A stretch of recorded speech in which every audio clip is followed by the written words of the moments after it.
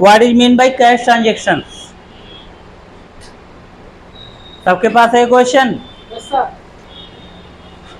एक ऑर्गेनाइजेशन में हम जब इकोनॉमिकल और फिनेंशियल एक्टिविटी करते हैं तो ट्रांजैक्शन के रूप में वो मनी मेजर करता है।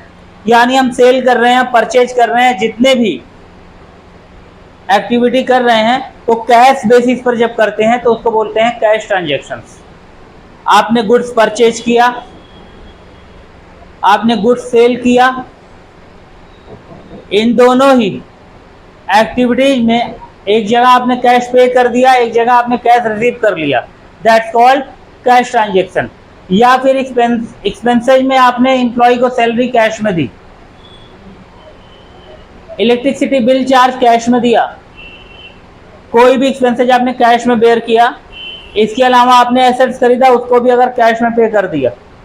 फिलहाल कैश ट्रांजैक्शन की भी एक लिमिट होती है, फिर भी जितने भी रिलेटेड कैश ट्रांजैक्शन आप देते हो किसी को, उसको हम बोलते हैं कैश ट्रांजैक्शन।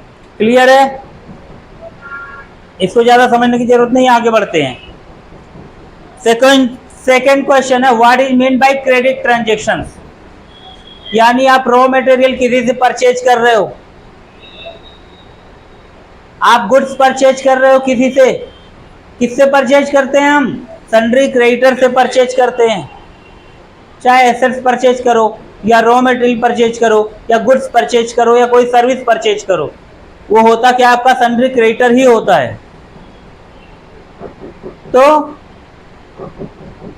जब आप परचेज कर रहे हो या फिर आपने किसी को माल गुड्स जो है सेल कर दिया, सर्विस सेल की या गुड्स सेल किया, रॉ मटेरियल सेल किया, बट परचेज करते वक्त आपने पे नहीं किया या सेल करते वक्त आपने बदले में अमाउंट रिसीव नहीं किया, तो उस ट्रांजैक्शन को क्या कहते हैं? क्रेडिट ट्रांजैक्शंस, यानी उधार में लिया दिया गया। क्लियर है? Credit transaction. अब डेबिट क्रेडिट अलग है और क्रेडिट ट्रांजैक्शंस अलग है। डेबिट क्रेडिट का मतलब सीधा होता है कि जो आपके पास आया वो डेबिट, जो आपके पास से गया वो क्रेडिट। अगर इनकम है तो क्रेडिट होगी, एक्सपेंस है तो डेबिट होगा। इस तरीके से आप पर्सनल नॉमिनल और रियल रूल के अकॉर्डिंग चलोगे, वो अलग चीज है। बट क्रेडिट ट्रांजैक्शन का मतलब होता है उधार वाली ट्रांजैक्शंस, चाहे माल खरीदा आपने या माल बेचा आपने। क्लियर है? Credit transactions, credit transaction clear है? अब है सही है? ठीक है भाई। नेक्स्ट क्वेश्चन है briefly explain the expenditure. Briefly explain the expenditure. मिल गया क्वेश्चन सबको? जब एक ओनर अपना पैसा लगाता है कंपनी में, तो जो पैसा अलग अलग लेजर्स के तहत, अलग अलग लेजर्स के अंडर में एसेट्स बनकर या लायबिलिटी बनकर या गुड्स या सर्विसेज के लिए खर्च होता है, इन सभी ग्रुप को मिलाकर जो हेड बनता है उसको बोलते हैं हम एक्सपेंडिचर। आपकी लायबिलिटी कितनी है? बैंक लोन कितना है? उधारी कितनी है लायबिलिटीज में? आपके पास डेटर कितने हैं? आपके पास क्रेडिटर कितने हैं? आपके पास एसेट्स कितना है? आपका बिल पेबल कितना है? बिल रिसीवेबल कितना है? ये सब मिला के क्या बोलते हैं हम? एक्सपेंडिचर। यानी कैपिटल का वो पैसा जो लगा होता है, मालिक का वो पैसा जो लगा होता है बिजनेस में। अब चाहे आपने एसेट्स खरीद लिया, वो भी एक्सपेंडिचर है। आपने लायबिलिटी ले ली, आपको पे करना है, वो भी एक्सपेंडिचर का हिस्सा है, पार्ट है। आपने माल खरीदा है या सर्विसेज खरीदी है, वो भी एक्सपेंडिचर का पार्ट है। ये सब हेड्स जो है एक ग्रुप के अंडर में आते हैं जिसको बोलते हैं एक्सपेंडिचर। यानी कि बिजनेस में इन्वेस्ट हुआ पैसा कहां कहां लगा हुआ है, दैट इज कॉल्ड एक्सपेंडिचर। अब ये अलग अलग हेड में आ गया। एसेट्स में अलग अलग तरीके के एसेट्स होते हैं,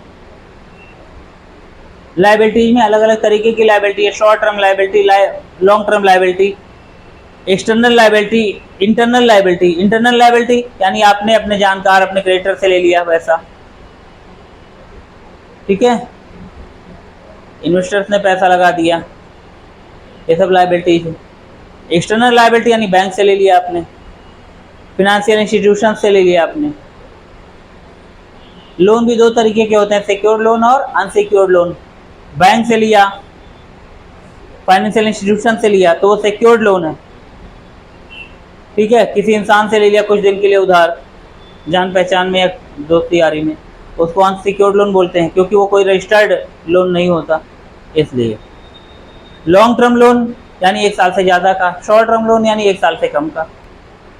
जितने भी पैसे आपने एसेट्स खरीदने में लगाए हैं, एसेट्स में आपका गुड्स भी आता है, सर्विस भी आती है जो आप प्रोवाइड करने वाले हो सामने। एसेट्स में आपका लैंड आता है, बिल्डिंग आता है, मशीनरी आता है, fridge, cooler, AC, washing machine, electric fittings जो लॉन्ग टर्म के लिए कंपनी यूज करती है, इस्तेमाल करती है, दैट्स कॉल्ड एसेट्स। ये सभी हेड जो है एक्सपेंडिचर के अंडर में आते हैं। एसेट्स क्या होते हैं जो अभी जस्ट मैंने बताया आपको। एसेट दो तरीके के होते हैं, करंट एसेट्स और फिक्स एसेट्स। करंट एसेट्स जिसको हम under a year accounting period हम उसकी मनी वैल्यू को कम या ज़्यादा कर सकते हैं। जैसे कैश किसी को पे किया तो कैश कम हो गया, कैश किसी से रिसीव हुआ तो कैश ज़्यादा हो गया। गुड्स परचेज किया तो गुड्स प्लस हो गया, सेल किया तो गुड्स माइनस हो गया। डेटर माल सेल किया तो डेटर प्लस हो गया, डेटर ने अमाउंट पे किया तो माइनस हो गया। तो इस तरीके से जो है डेटर भी हमारा क्या है, करंट एसेट्स है। इसके अलावा फिक्स एसेट्स क्या है आपका, जो लॉन्ग टर्म के लिए है, जो मैंने अभी आपको गिना है, building, land, machinery, electric fittings, TV, fridge, AC, cooler, vehicles, telephones, ये सब क्या है आपके फिक्स एसेट्स हैं, जो साल के ऊपर के होते हैं, चेंज नहीं होती वैल्यू उनकी, सिवाय डेप्रिसिएशन को छोड़ के। तो करंट एसेट्स में डेप्रिसिएशन नहीं लगता, फिक्स एसेट्स पर डेप्रिसिएशन लगता है।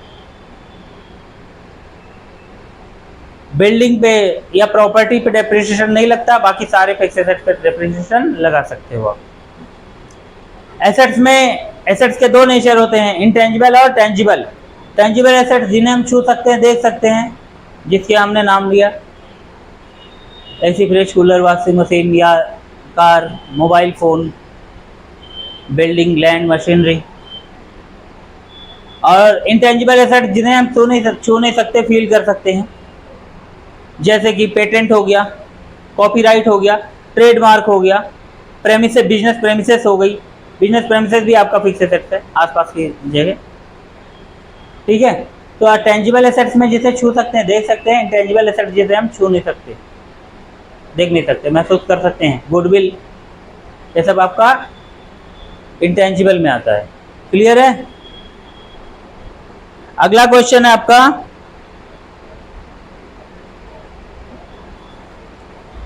explain about the term of goods.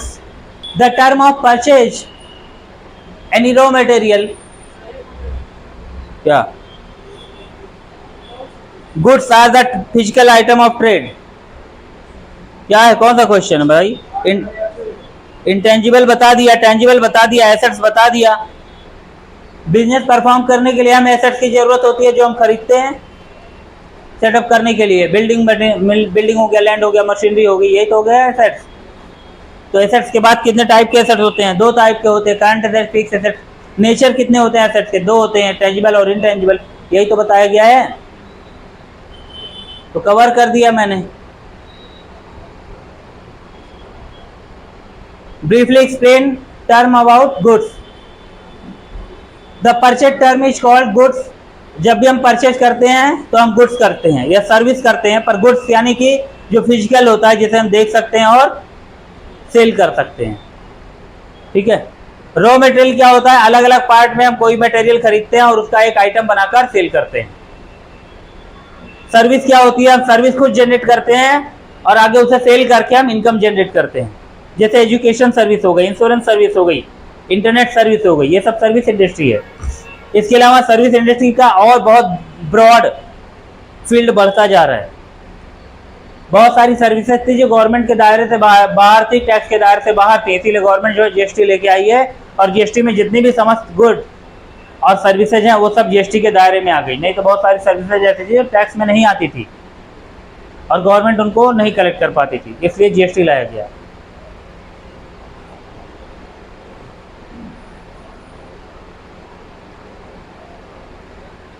How many type of purchase? There are two type of purchases, cash purchase and credit purchase. Cash purchase यानी जो आप गुड्स खरीदते हो या सर्विस खरीदते हो उसका आपने पे कर दिया कैश में। क्रेडिट परचेज यानी आपने तुरंत नहीं दिया, बाद में पे किया। अब वो कैश में पे कर रहे हो, बैंक से पे कर रहे हो, कैसे कर रहे हो, that doesn't matter. Credit purchase यानी उधार में आपने परचेज किया, कैश परचेज यानी नगद में तुरंत पे कर दिया आपने। How many type of liabilities? There are two type of liabilities, non-current liabilities and current liabilities. Non-current liabilities यानी 1 साल से ज्यादा की लोन, बैंक लोन ले लिया, 1 साल से ज्यादा का जो भी लोन है वो आपका नॉन करंट लाइबिलिटी है, जिसे हम लॉन्ग टर्म भी लोन भी बोल सकते हैं। और करंट लाइबिलिटी यानी शॉर्ट टर्म लोन भी हो सकता है या 1 साल के भीतर का लोन हो सकता है। करंट लाइबिलिटी में आपका सिंडिकेटर भी आता है जिनसे हम माल खरीदते हो। करंट लाइबिलिटी में आपका बिल पेबल भी आता है जिसका ठीक है ना, बिल पेबल चाहे इलेक्ट्रिसिटी का हो या किसी भी चीज का हो, या आउटस्टैंडिंग जितना भी अमाउंट है एक्सपेंस का, ये सब आपका करंट लाइबिलिटी होता है।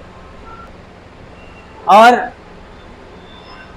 लॉन्ग करंट लाइबिलिटीज या नॉन करंट लाइबिलिटीज का मतलब हो गया 1 साल से ज्यादा का। जैसे बैंक लोन लेते हैं साल, 2 साल, 5 साल के लिए लेते हैं, साल के भीतर नहीं, साल के बाद का, उसको बोलते हैं लॉन्ग टर्म लाइबिलिटी। तो कोई भी लोन लेते हैं तो थोड़ा वक्त लेते हैं ना चुकाने के लिए, तो वो लॉन्ग टर्म लाइबिलिटीज हो गई बिजनेस में। Give any 2 example of current assets. Cash और स्टॉक इन ट्रेड, जो माल आप बेच खरीद रहे हो, कैश हो गया, गुड्स हो गया, बैंक हो गया, सन्ड्री डेटर हो गया, ये सब करंट एसेट्स के एग्जाम्पल हैं। बट यहां 2 पूछ रहा है तो 2 आप कोई भी ले लो। अगला है name 2 long term liabilities. Long term loans और डिबेंचर्स यानी जिन्होंने पैसा लगाया हुआ है शेयर में आपके, उनको पैसा देना बाकी रह गया, वो लंबे समय के लिए होते हैं, 1 साल से ज्यादा के लिए होते हैं। Explain capital briefly. Capital is the amount invested by the proprietor और डायरेक्टर और partners of the company owner. Who can call company owner? Proprietor, partner या डायरेक्टर जो है, जो अपना पैसा कंपनी में लगाते हैं बिजनेस को स्टार्ट करने के लिए, बिजनेस को रन करने के लिए, शुरुआत में या कभी भी, उसको बोलते हैं कैपिटल अमाउंट। कैपिटल लेजर के जरिए वो अमाउंट कंपनी में एंटर करता है। कितने क्वेश्चन हुए? Second question. नेक्स्ट क्वेश्चन है हु इज डेटर। ध्यान से सुने, स्पेलिंग है DEBTOR। अगर पढ़ा जाए तो डेबिटर, पर बी साइलेंट होता है, डेटर। इसको ग्रुप में बोलते हैं डेटर्स, एफ भी लगा देते हैं कि डेटर्स कौन होते हैं? कौन होते हैं? जिनको हम सर्विस सेल करते हैं, गुड्स सेल करते हैं या रॉ मटेरियल सेल करते हैं, they are called debtors. Clear है? Who is creditor? Same type opposite, जिनसे हम रॉ मटेरियल परचेज करते हैं, सर्विस परचेज करते हैं या गुड्स परचेज करते हैं, they are called sundry creditors या क्रेडिटर्स। ठीक है निकी, काजल? हाँ भाई अंश, डेटर क्रेडिटर क्लियर है? What is mean by revenue from operations? ये ऑपरेशन डॉक्टर वाला ऑपरेशन नहीं है, अकाउंटिंग वाला ऑपरेशन है, यानी एक्टिविटी जो कर रहे हो आप बिजनेस में। ध्यान से समझना, आपको रेवेन्यू समझना है बस। रेवेन्यू का सीधा मतलब हो गया कि आपने कितने का माल बेचा, वो आपकी रेवेन्यू है। आपने कितने का माल या कितनी की सर्विस आपने बेची, वो आपने क्या किया है, अपने पास इन किया है अमाउंट उसका। अभी प्रॉफिट नहीं बोलेंगे इसको। रेवेन्यू मतलब आपके पास बेचे हुए माल से कितना आया, सेल की हुई सर्विसेज से कितना आया, उसको बोलते हैं रेवेन्यू। अब इसमें सेल रिटर्न आ गया तो वो नहीं ऐड किया जाएगा, क्योंकि सेल रिटर्न सेल से माइनस होता है। सपोज करो आपने 5 लाख की सेल कर दी, तो रेवेन्यू कितनी हुई आपकी? 5 लाख। अब पता चला उसने 1 लाख का गुड्स या मटेरियल या सर्विस जो है, सर्विस नहीं गुड्स या मटेरियल जो है रिटर्न कर दिया, तो आपकी रेवेन्यू कितनी है? 5 लाख है या 4 लाख है? 4 लाख बची। तो रेवेन्यू आपकी समझ में आई? जो हम गुड्स सेल करते हैं या सर्विस सेल करते हैं, उसको हम रेवेन्यू बोलते हैं, उस अमाउंट को। अब क्वेश्चन है what is profit? What is profit? During the accounting period of the business after the minus from revenue amount which amount is comes that amount called profit.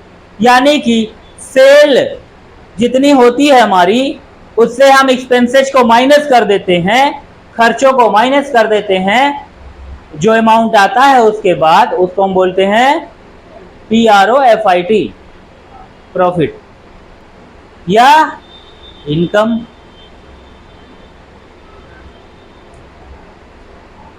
Clear है? Cell कर कर expenses से minus करके जो amount आता है profit का उसको हम इनकम बोलते हैं। प्रॉफिट कमाने का तरीका यही है, कोई माल खरीदे आप या कोई सर्विस खरीदें और उसको सेल कर दें एक सेटिस्फाइड प्राइस में, जो मार्केट रेंज के लमसम बराबर हो या आपकी क्वालिटी, आपकी गुड्स क्वालिटी, आपकी सर्विस क्वालिटी के अकॉर्डिंग हो। क्वेश्चन है define drawing by examples. Drawing is the amount of goods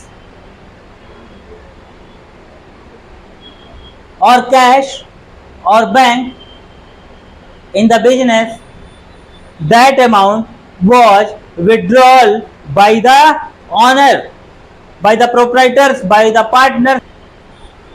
जो अमाउंट कंपनी से या कोई गुड्स कंपनी से या बैंक से कंपनी के अकाउंट से ऑनर अगर पैसे निकालता है अपने सेल्फ एक्सपेंसेस के लिए, खर्चे के लिए, किसी भी यूज के लिए, that is called drawings. Clear है? अब वो कैश भी निकाल सकता है, गले से कैश निकालना, बैंक से कैश निकालना, स्टॉक पड़ा हुआ निकालना, या कोई भी चीज वो यूज कर रहा है अपने पर्सनल नीड्स के लिए, तो वो ड्राइंग में ऐड हो जाएगा। Define the merchandise. Define the merchandise, मिल गया क्वेश्चन सबको? Merchandise mean which goods can be resale.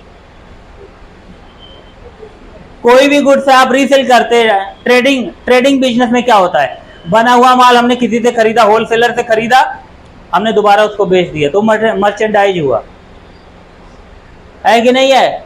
आप सदर मार्केट से गुड्स खरीदते हो, उसके बाद बना पड़ा होता, उसने आपको बेचा, आप किसी और को बेच रहे हो, यानी जो माल आप खरीदते हो उसको दोबारा बेच देते हो, रीसेल करने के लिए सेल होता। अब उसने आपको सेल किया, आपने किसी और को सेल कर दिया, जब तक लास्ट कंज्यूमर आपका कस्टमर ना मिल जाए, जब तक लास्ट कंज्यूमर ना मिल जाए, उपभोक्ता ना मिल जाए आपको।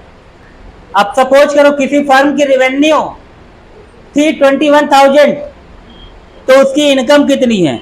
जाहिर सी बात है एक्सपेंस माइनस करके उसकी इनकम निकालोगे। एक्सपेंस मान लिया था आपका 15,000, तो रेवेन्यू कितनी हो गई, इनकम कितनी हो गई? Revenue minus expenses equal to 6,000, that is called income. Question है कि एक कंपनी को बहुत बड़ा ऑर्डर मिला, 5 करोड़ का ऑर्डर मिला है गुड्स का, तो उसको आप किस ट्रांजैक्शन में रिकॉर्ड करोगे? किसी कंपनी को 5 करोड़ का ऑर्डर मिला, तो आप उसको किस ट्रांजैक्शन में रिकॉर्ड करोगे? पेमेंट में, रिसिप्ट में, सेल में, परचेज में, किस वाउचर में रिकॉर्ड करोगे आप? जाहिर सी बात है आप सेल में रिकॉर्ड करोगे, क्योंकि आपको ऑर्डर मिला, आप बेचोगे। पर आपको बताना चाहूंगा ये सिर्फ ऑर्डर मिला है, कोई ट्रांजैक्शन नहीं हो रही है, दैट्स व्हाई ये कोई ट्रांजैक्शन नहीं है बिजनेस, ये सिर्फ ऑर्डर मिला है, आपकी डील हो रही है। अभी आपने ट्रांजैक्शन नहीं किया, आपने किसी को माल बेचा नहीं है, आपने खरीदा नहीं है, तो ये कोई ट्रांजैक्शन नहीं है, ये सिर्फ ऑर्डर मिला है।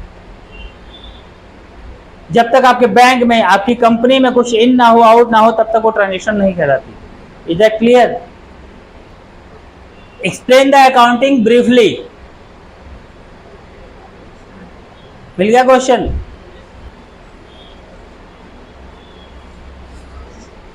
कल आपकी सिस्टर को बोला था कि 9 बजे आएंगे, और ग्रुप में भी डाला हुआ है ना, बैठो पीछे वाले सीट पर। एक वर्ड है जनरली एक्सेप्टेड अकाउंटिंग प्रिंसिपल्स, यानी सामान्य रूप से अकाउंटिंग प्रिंसिपल्स क्या होते हैं उसके अकॉर्डिंग अकाउंट को एक्सप्लेन किया गया है। Accounting is the summarising, classifying, identifying activity by a business transactions which can record in the sale, in the purchase, in the expenses, in the income transactions। Accounting में हम क्या करते हैं, एक बिजनेस ट्रांजेक्शन को रिकॉर्ड करते हैं जिसमें सेल, परचेज, पेमेंट, रिसिप्ट कुछ भी हो सकता है, बट उसको हम आइडेंटिफाई करते हैं, क्लासिफाई करते हैं, समराइज करते हैं, उसके बाद हम रिकॉर्ड करते हैं। अकाउंटिंग ये होता है। तो ये प्रोसेस है।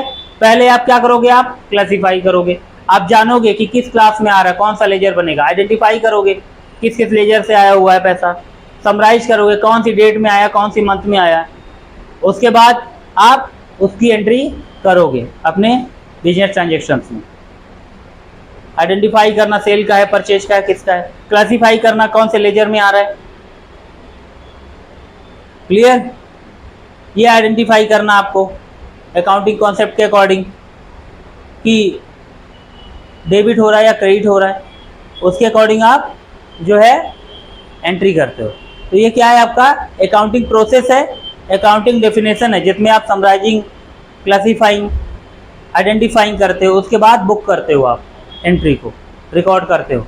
अब वो चाहे किसी सॉफ्टवेयर में रिकॉर्ड करो या मैनुअल आप नोटबुक में एंट्री करो, वो अलग मैटर है कि कहाँ आप यूज कर रहे हो।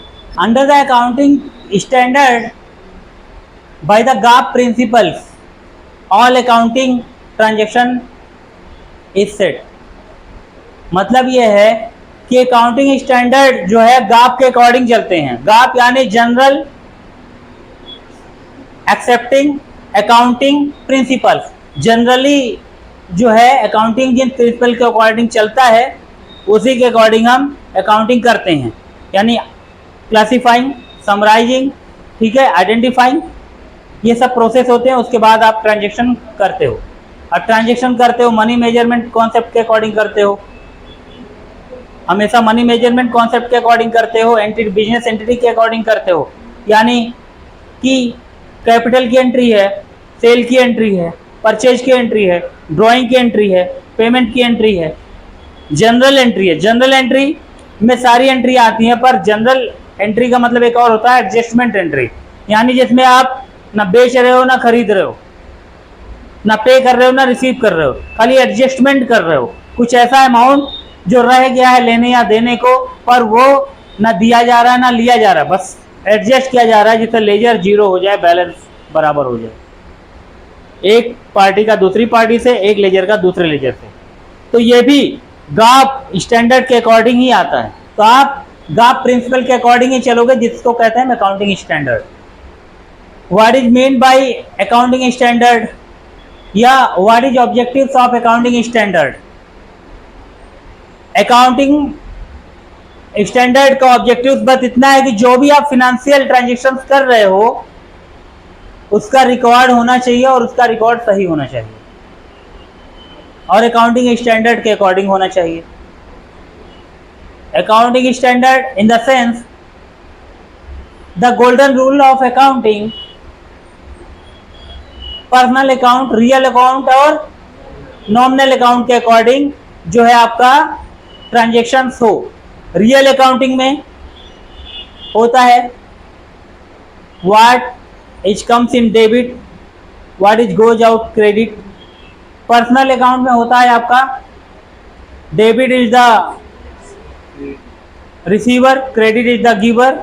नॉमिनल अकाउंट में आपका होता है all expenses and loss is debit, all income and profit is credit. ये आपका GAAP के अकॉर्डिंग गोल्डन रूल है, जिसके अकॉर्डिंग आपको चलना है, आपको एंट्री करनी है। That is the accounting standard objectives. By this we can go through the best transactions way and sufficient transactions in the accounting period for the business. कोई भी ट्रांजैक्शन आपकी गलत नहीं होगी अगर आप इस रूल से चलते हैं। इसको बोलते हैं under the standard of GAAP principle, general accepting accounting principle, यानी जो आम तौर पर अकाउंटेंसी में एंट्रियां एक्सेप्ट होती हैं, ट्रांजैक्शंस एक्सेप्ट होती हैं, उसके अकॉर्डिंग आप चल रहे हो। तो GAAP का फुल फॉर्म है जनरल एक्सेप्टिंग अकाउंटिंग प्रिंसिपल्स। आप जब भी कंपनियों में इंटरव्यू देने जाओगे तो आपके इंटरव्यू में जॉब प्रोफाइल में लिखा रहेगा उस जॉब में कि अंडर द अकाउंट, अगर अकाउंटिंग का आप करते हो तो under the GAAP supervision you can accounting. आपको GAAP के अकॉर्डिंग ही चलना होगा, अकाउंटिंग स्टैंडर्ड के अकॉर्डिंग ही चलना होगा। क्वेश्चन नंबर 23 है 23, briefly explain the elements of statement of financial position. अगर हम बात करें फाइनेंशियल स्टेटमेंट एलिमेंट्स की, तो there are many type of elements of financial statements. All financial statements show the position of the business. Financial statement आपके business की position को show करता है, जिसमें आता है one side liability, one side assets. इसमें पहले आता है कैपिटल, ड्रॉइंग, लाइबिलिटी में आगे आपका लोन, शॉर्ट टर्म या लॉन्ग टर्म, अनसिक्योर्ड या secured loan, bill payable, sundry creditors, ये सब आपके लाइबिलिटी साइड में एलिमेंट्स हैं। और एसेट साइड में एलिमेंट आता है आपका बिल्डिंग हो गया, मशीनरी हो गया, व्हीकल्स हो गए, गुड्स हो गया, रॉ मटेरियल हो गया, बैंक हो गया, कैश हो गया, डेटर हो गया, जितने भी एसेट टाइप हैं ये सब आपकी कंपनी की पोजीशन को शो करते हैं। और ये सारे हेड्स जो है एलिमेंट्स हैं फिनेंशियल स्टेटमेंट्स के। तो फिनेंशियल स्टेटमेंट्स के एलिमेंट क्या है आपको समझ आया? ये लायबिलिटी और ये एसेट्स के हेड्स मिलकर बिजनेस की पोजीशन को शो करते हैं। आज के लिए इतना ही, नेक्स्ट क्लास में कुछ और करेंगे इसके आगे का काम। समझ आया सबको? जिसको भी नहीं समझ आया है वो क्लास को ऑनलाइन भी चेक कर सकता है। उसके बाद जो भी नहीं समझ आएगा कुछ भी टॉपिक अगर, तो आप उसमें कमेंट कर देना कि कौन सा नहीं समझ आया। इतनी आज़ादी तो आपके लिए है। चलो नेक्स्ट क्लास में मिलते हैं।